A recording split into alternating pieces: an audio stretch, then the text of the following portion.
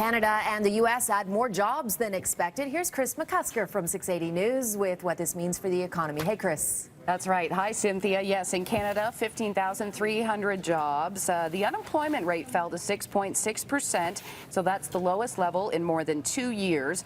No expectation, though, of an interest rate hike anytime soon on this side of the border. Now, when you go south of the border, 235,000 jobs added there last month, so many now believe that an interest rate hike in the U.S. next week is a go.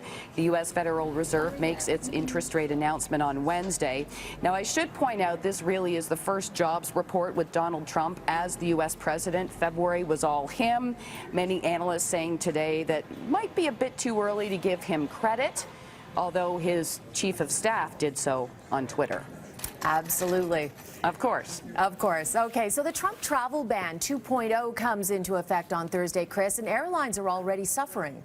Yes, and this is kind of interesting because, you know, tourism is likely to at least be affected by this travel ban. There's a little bit of evidence now.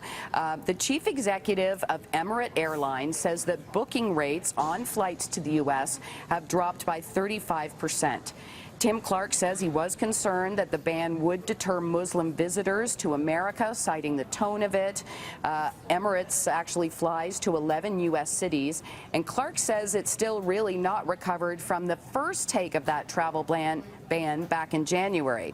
Now, on the flip side, the chief executive at Qatar Airways says he has not seen a drop in demand for flights to the U.S., so I guess it depends on the airline. Yeah. Although a travel analysis company did say overall there was a 4% drop in international bookings in the 9 days after the travel ban, that is part 2, was announced. Right. Interesting. Okay. And we all know that there have been some boycotting Ivanka Trump's clothing line. Some stores dumped her. And yet she's seen a spike in business last month. Tell me, was it Kellyanne Conway shilling for her on TV? Well, and the interesting thing about this, Cynthia, is that it is the president of the Ivanka Trump collection who is reporting that there is brisk business. Her name is Abigail Clem. Okay. She says the products were a top performer in online sales for many retailers and that some categories actually saw their best performance ever. She didn't talk numbers, and yeah, as you say, this comes amid boycotts on the brand in Canada and the U.S., along with some retailers dropping her goods altogether, though not Hudson's Bay in Canada. The other thing that's sort of interesting here, and CNN actually pointed this out, Ivanka is more or less a walking advertisement because although she sort of detached herself from the company, she's still wearing the clothing. Thus, the company essentially is getting a whole bunch of free advertising because, of course, she's a lot more high profile nowadays. Absolutely. Okay, Canadian companies, they can't officially release info on social media. This is interesting. It is really interesting, and they were very clear in this release of guidelines that this is not a switch. It's essentially a reiteration because some companies were sort of getting away from it.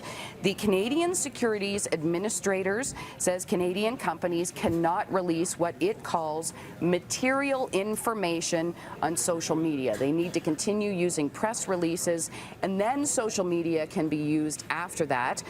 The distinction is that the material information are things like what might affect the stock price. They don't want that on social media first. They want an official release. This is basically an umbrella group for provincial securities commissions, and yes, very different than what they're doing in the U.S. Interesting. Okay, and I like ending on this note. If you're a fan of the live music scene, which I am, this next story will hit the right note. Hugh's room is going to reopen, and this is amidst a lot of concern that Toronto is losing its live industry. Yes, and this kind of came out of nowhere. The news that it was shutting down happened very abruptly in January, and now we are hearing that it is coming back the week of April the 19th. Now, according to the venue's Facebook page, it's signed a new lease. It does need some time to get things together. And all of this was saved. This venue was saved because it's being switched to a not-for-profit. So money's being raised now from people of all walks of life, lawyers, business types, those in the music industry. And I just checked. $84,000 has already been raised. Amazing. So people love their music. Thank you very much, Chris. Have a great weekend. Thank you. You too.